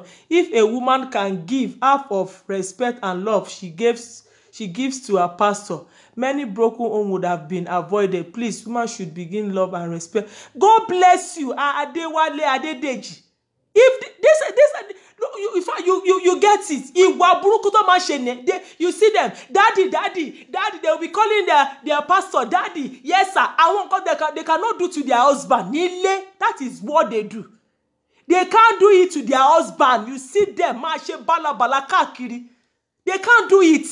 Daddy jẹ́ kí n bá yín ra bàtà yẹn wá wọ́n bẹ̀ sí. Can you imagine? You begin to ẹlòmíì as a pọ̀ òkìní. Yes, there's no sin when you buy like shoes or you gift as in a gift for your pastor.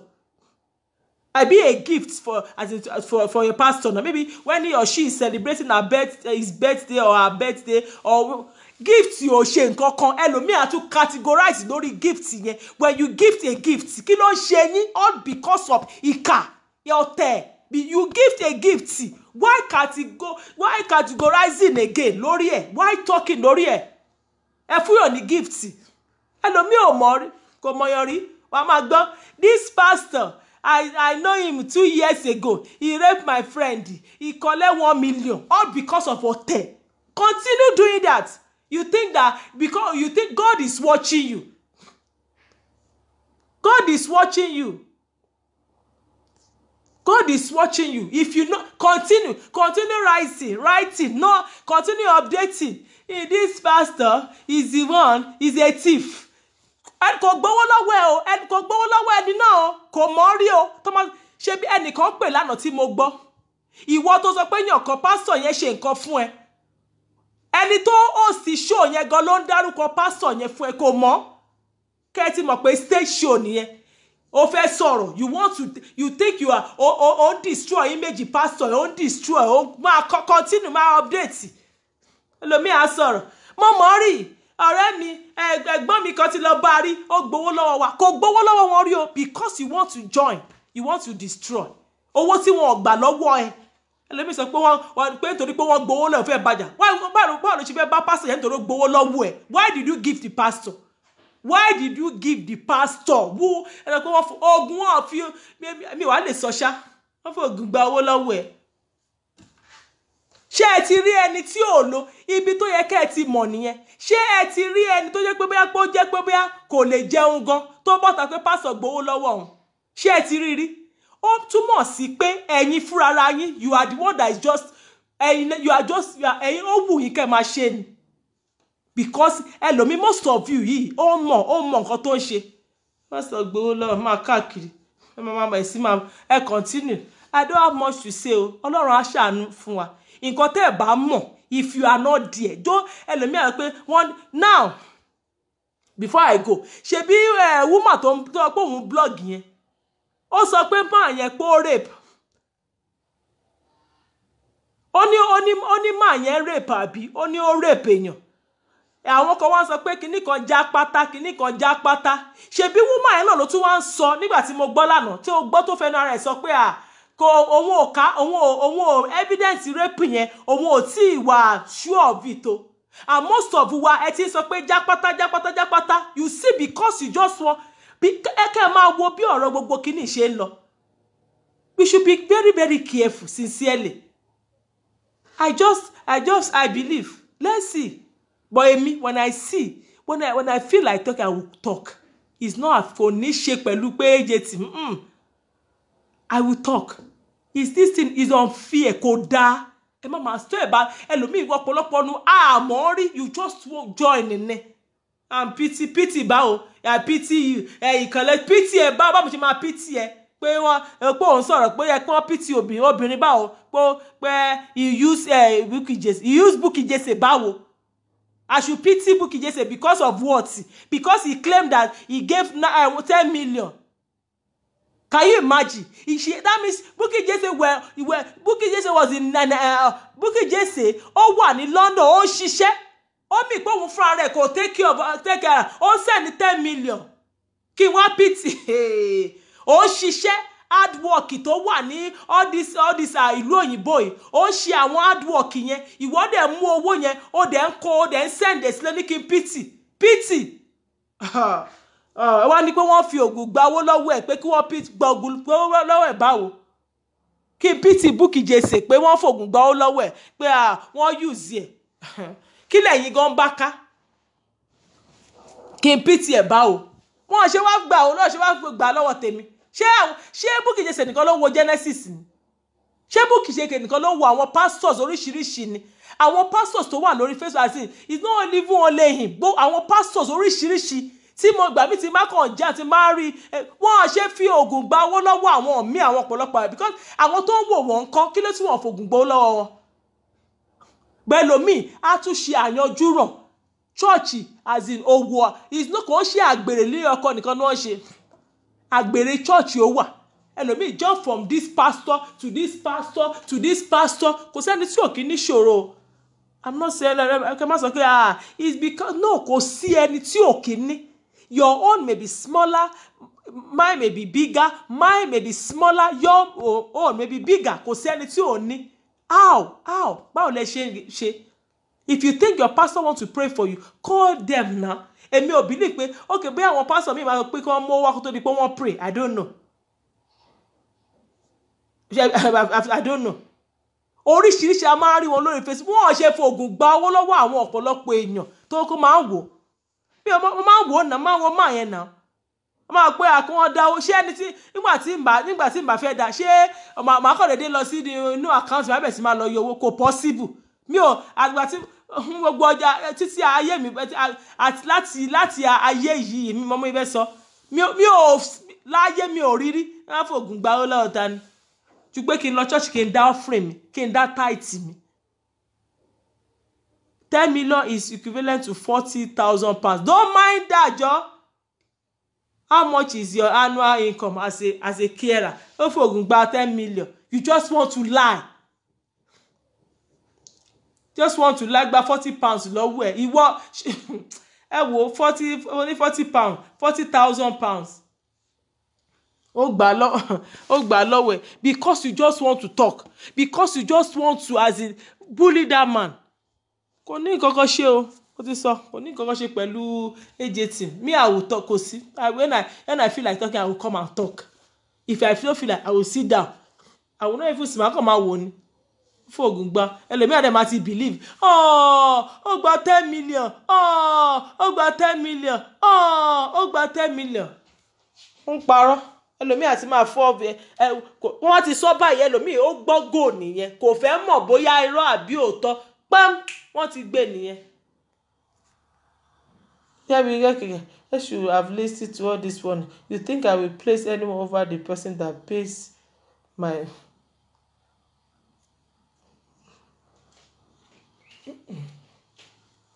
So, nǹkan tó ṣẹlẹ̀ nìyẹn. Èmi mà ṣe máa wá sọ. Gbogbo ọ̀rọ̀ tó sọ kò sí òótọ́ ń bẹ̀, kò sí òótọ́. Ọdún opinion wa lè yàtọ̀, yes. Opinion wa lè bọ̀ kò sí òótọ́ kankan ń bẹ̀, kò sí òótọ́. Èmi believe pé àwọn nǹkan tó ń ṣe, kò sí. Because ó sì believe pé máa yẹn lè má lè jáde láti wá sọ̀rọ̀. That is why she's saying what she's saying. I believe that man, gbogbo nǹkan tó pé òun ṣe fún máa yẹn kò ṣe. Àti rí rẹ̀ lórí Facebook, ká má máa pé kinní kan. Because we share everybody with his or her own kinní ni. Àti rí. I mean, nǹkan tó ń sọ náà. Ṣé ká sọ pé I believe pé àbá àwọn nǹkan tó ń sọ. Èmi believe pé kò sí nǹkan tó sọ. Ó ti mọ̀ pé máa yẹn kò lè wá sọ̀rọ̀. Nǹkan tó fi sọ nìyẹn. Bá jáde tó bá tún jáde lẹ́nu nísìnyí, á tún sọ nǹkan míì. So what do you expect? She will talk now. And that is why they will see if Soji is talking or whoever is talking. One ṣebí that man, ó yẹ kó dákẹ́ ni, kò yẹ kó sọ̀rọ̀, because they believe that man yóò ní jáde kó wá sọ̀rọ̀ now. So they will continue to bring out all this arabu, àwọn nǹkan tí ò ní meaning. Ó lè jáde nísì kó ní òun lòun bá tọ́ àwọn ọmọ yẹn. Now. Because ó mọ̀ pé man yóò ní bọ́ta kò lè wá sọ̀rọ̀ now. Àkànná láyé kò sí kílẹ̀ èmi bí ó lè fún máa yẹn ní gift gbogbo àwọn tó sọ pé òun ṣe yẹn irọ́ pátá kò ṣe nǹkan kan kò ṣe because ó mọ̀ pé máa yẹn ò lè wá ṣe show máa yẹn kò lè sọ̀rọ̀ kò ní fẹ́ sọ̀rọ̀ he will leave everything á kàn filẹ̀ á fi everything sọ̀rọ̀ Ọlọ́run kó máa sọ̀rọ̀ lọ. Àbí Bukky does not even have 100 pounds not to talk of 10 million. Má dá wọn lọ́dà lọ. Ó dá wọn lò kí àbí kílẹ̀ nǹkan tó máa sọ nìyẹn náà bá dé tí bá bọ́ta lẹ́nu nísì you will hear what she will say. Ó dìgbà tí n bá gbọ́ voice note kọ́ má lọ duplicate ẹ o máa yẹn Ọlọ́run ṣe akúkú ti gbóhùn máa yẹn ká gbọ́. Èmi believe pé kò máa yẹn ó lè fún máa yẹn ní gift so gbogbo nǹkan tó ń sọ pé òun ṣe yẹn kò ṣe é. Ó mọ̀ pé máa yẹn ò lè sọ̀rọ̀ ni ó mọ̀ pé máa yẹn ò ní lè ṣe show. Ó ń purọ́ pé mo lọ ti rówó àfẹ́ wọ́n lè sọ bóyá ó lọ yáwó o. Àbí nǹkan kan pé òun ṣe báyìí fún 10 million. 10 million kọ́ 10 million ni. Ẹ wò let me read this. Bukky's only achievement is that good. Let me go jà. Mo ti rí ọ̀rẹ́ mi o. Gbéborùn comment o. Gbéborùn. So I pray that God will give us as in the signing spirit to know that àwọn ọ̀rọ̀ míì gan ṣe go fact. Just pray it is well sha. But tí n bá ti rí I will talk.